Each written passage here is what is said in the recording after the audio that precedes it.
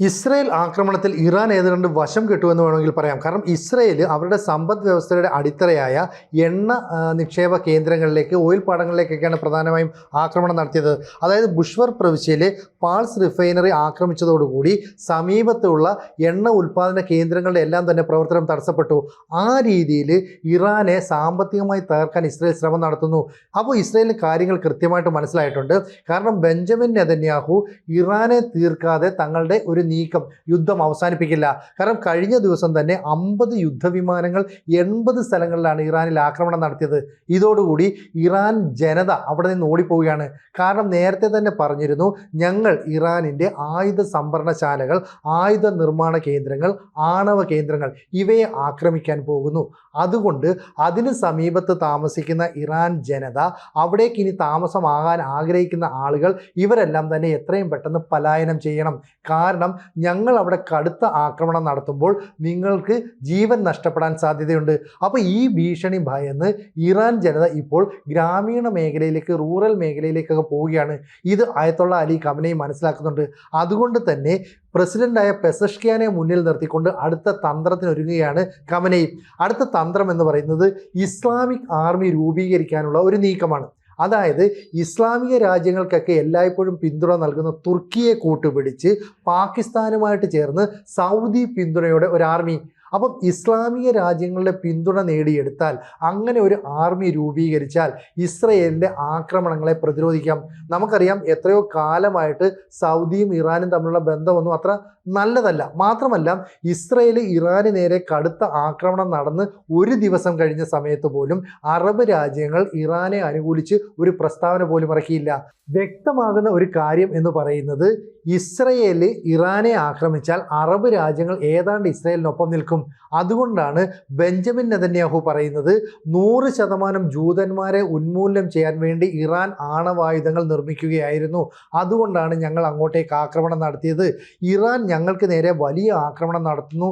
Tel Aviv ആക്രമിക്കുന്നു. ഇസ്രയേലിൻ്റെ pentagon എന്ന് വിശേഷിപ്പിക്കാവുന്ന Israeli defence ഫോഴ്സിൻ്റെ ഹെഡ്ക്വാർട്ടേഴ്സിന് നേരെ ബാലിസ്റ്റിക് മിസൈൽ ഉപയോഗിച്ച് ആക്രമണം നടത്തുന്നു. ജെറുസലേമിലെ കെട്ടിടങ്ങൾ കത്തിയെരിയുന്നു. അങ്ങനെ വലിയ ആക്രമണം നടന്നു. ഞങ്ങളുടെ 14ഓളം പേർ കൊല്ലപ്പെട്ടു, ഏതാണ്ട് 140ഓളം പേർക്ക് പരിക്കേറ്റു. കൊല്ലപ്പെട്ടവരുടെ പേര്, വിവരങ്ങളെല്ലാം തന്നെ ഇസ്രയേൽ പ്രസിദ്ധീകരിക്കുകയാണ്. അപ്പോൾ ലോകം തന്നെ അത്ഭുതപ്പെട്ടു. കാരണം ഇസ്രയേലിൻ്റെ നേരെ ആക്രമണം നടക്കുകയാണെങ്കിൽ സാധാരണ ഇത്തരം കാര്യങ്ങൾ അവർ രഹസ്യമായി വെക്കുകയാണ്. ഇവിടെ ഇത് പബ്ലിഷ് ചെയ്യാനുള്ള കാരണം എന്താ? അതായത് ലോകത്തെ അറിയിക്കുകയാണ്, ഇറാൻ ഞങ്ങളുടെ രാജ്യത്തിന് നേരെ കടുത്ത ആക്രമണം നടത്തുന്നു. അതുകൊണ്ട് ഞങ്ങളുടെ ആക്രമണം അല്ലെങ്കിൽ പ്രത്യാക്രമണം എന്ന് പറയുന്നത് ഇതിനേക്കാൾ രൂക്ഷമായിരിക്കും. അപ്പം ലോകരാജ്യങ്ങൾ ഇസ്രായേലിൻ്റെ നിലപാട് ശരിയാണെന്ന് വെക്കും. ഈ ഒരു തന്ത്രത്തിലൂന്നിയാണ് ഇപ്പോൾ ഇസ്രായേൽ നീങ്ങുന്നത്. അത് മുന്നിൽ കണ്ടാണ് അയത്തുള്ള അലി ഖമനേയി ഇപ്പോൾ ഈ ഗൾഫ് രാജ്യങ്ങളുടെ, അറബ് രാജ്യങ്ങളുടെ പിന്തുണ നേടുന്നത്. അതുകൊണ്ടാണ് ഇസ്ലാമിക് ആർമി എന്ന് പറയുന്ന ഒരു ആശയവുമായി തുർക്കിയുമായി ആശയവിനിമയം നടത്തുന്നു. തുർക്കി സഹായിക്കാനുള്ള എല്ലാ സാധ്യതയുമുണ്ട്. പാകിസ്ഥാനും ഒരുപക്ഷെ ഒപ്പം ചേരും. എങ്കിലും പാകിസ്ഥാൻ്റെ നിലപാടുകളെ സംശയദൃഷ്ടിയോടുകൂടി തന്നെയാണ് ഇറാൻ നോക്കിക്കാണുന്നത്. ഒപ്പം സൗദി അറേബ്യയും വരണം. ഈ രാജ്യം ഇപ്പോൾ സൗദിയിലായിക്കോട്ടെ, കുവൈറ്റിലായിക്കോട്ടെ, ബഹ്റിനിലായിക്കോട്ടെ, ഇവിടെയൊക്കെ US-ൻ്റെ ആർമി ബേസുകളുണ്ട്. ഇറാൻ നേരത്തെ പറഞ്ഞത്, ഏതെങ്കിലും കാരണവശാൽ ഇസ്രയേൽ ഞങ്ങളെ ആക്രമിച്ചാൽ അറബ് രാജ്യങ്ങളിലെ US-ൻ്റെ ആർമി ബേസുകളെ ഞങ്ങൾ തകർക്കുമെന്ന്. ഇത് അമേരിക്ക മുൻകൂട്ടി കാണുകയും ചെയ്തു. അതുകൊണ്ട് തന്നെ ഏതാണ്ട് 40,000-നും 45,000-നും ഇടയ്ക്കുള്ള ആർമിയെ അവിടെ വിന്യസിച്ചിട്ടുണ്ട്.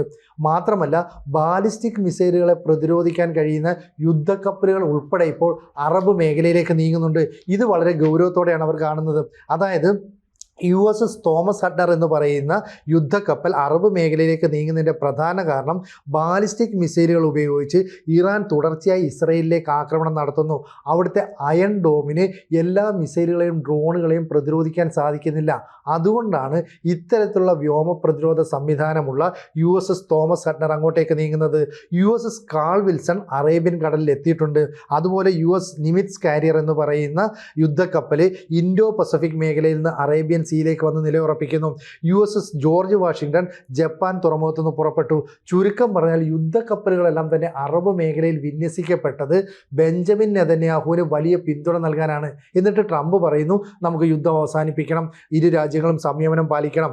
ഏതെങ്കിലും തരത്തിൽ അമേരിക്കയുടെ ആർമി ബേസുകളെ ആക്രമിക്കാൻ ഇറാൻ തുനിഞ്ഞാൽ ഇന്ന് വരെ ഇറാൻ കണ്ടിട്ടില്ലാത്ത, നേരിട്ടിട്ടില്ലാത്ത വലിയ ആക്രമണം അമേരിക്കയുടെ ഭാഗത്തുനിന്നുണ്ടാകും.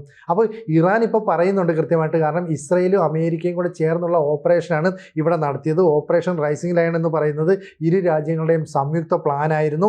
ഇതിൻ്റെ കൃത്യമായ തെളിവുകൾ, സൈനിക സഹായം നൽകിയതിൻ്റെ സൂചനകൾ, ആയുധങ്ങൾ നൽകിയതിൻ്റെ കൃത്യമായ വിവരങ്ങൾ ഇതെല്ലാം ഞങ്ങളുടെ കൈവശമുണ്ട്, ഇറാൻ്റെ വിദേശകാര്യ മന്ത്രിയായ അബ്ബാസ് അരഗാച്ചി പറയുന്നു.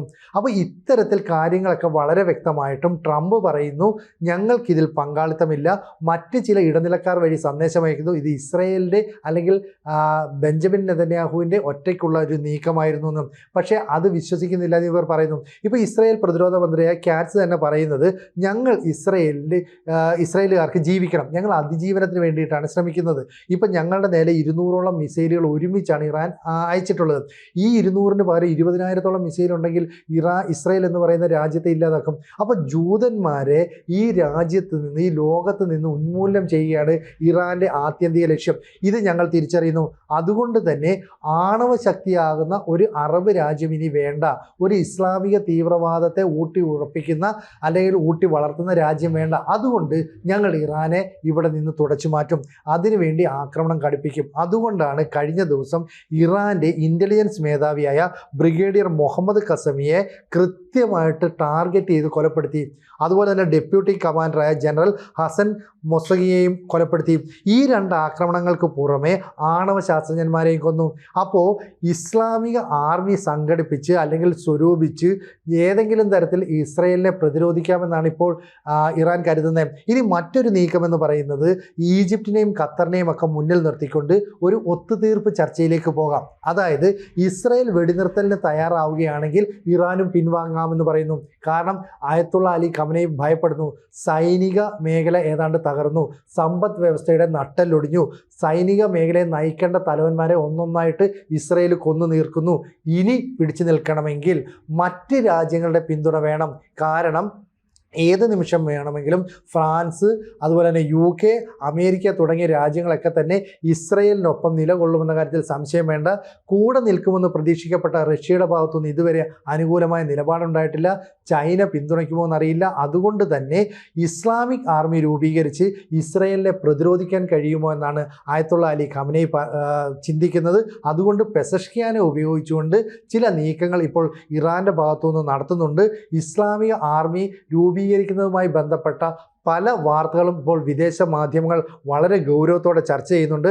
അത്തരം ഒരു നീക്കം വിജയകരമാകുമോ ഇല്ലയോ എന്നുള്ളത് നമുക്ക് കണ്ടറിയാം.